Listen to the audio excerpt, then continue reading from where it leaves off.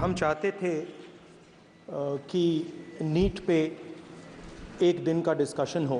पूरा सदन इस बात से अवगत है कि संसद की कार्रवाई कुछ रूल्स और प्रोसीजर्स के आधार पर चलती है। 70 बार पिछले 7 साल में पेपर लीक हुए हैं। मैं अपने सभी सम्मानित विपक्ष के सदस्यों से भी आग्रह करना चाहता हूं, आप जिस विषय पर चर्चा करना चाहते हैं आप चर्चा करें, लेकिन एक बार राष्ट्रपति से संबंधित जो धन्यवाद प्रस्ताव है उसको संसद में पारित करने के बाद ही करें। सर, मैं राजनाथ सिंह जी की बात से सहमत हूं, तो ऐसे करते हैं, प्रेसिडेंट एड्रेस के बाद एक दिन नीट की चर्चा के लिए दे देते हैं। हम चाहते थे कि नीट पे एक दिन का डिस्कशन हो।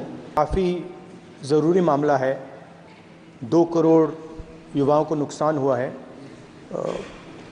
70 बार पिछले 7 साल में पेपर लीक हुए हैं, तो हम चाहते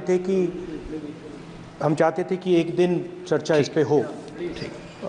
तो अगर आप मौका दे सकें। ठीक है, राष्ट्रपति अभिभाषण पर आप विषय रखें, क्योंकि हमने व्यवस्था दे चुके हैं पहले ही कि राष्ट्रपति भाषण के मध्य में न शून्यकाल होगा न कोई स्थगन प्रस्ताव को लिया जाएगा।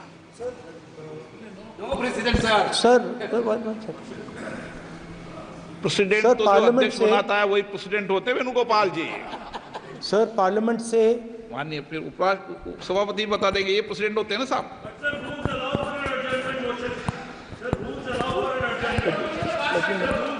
रूल के बाद भी अध्यक्ष निर्देश होते हैं ना वकील साहब। चलिए, आपको बोलने दे रहे हैं आपके नेता लोग, आपको बोलने दे रहे हैं लोग। सर, पार्लियामेंट से देश को मैसेज जाता है।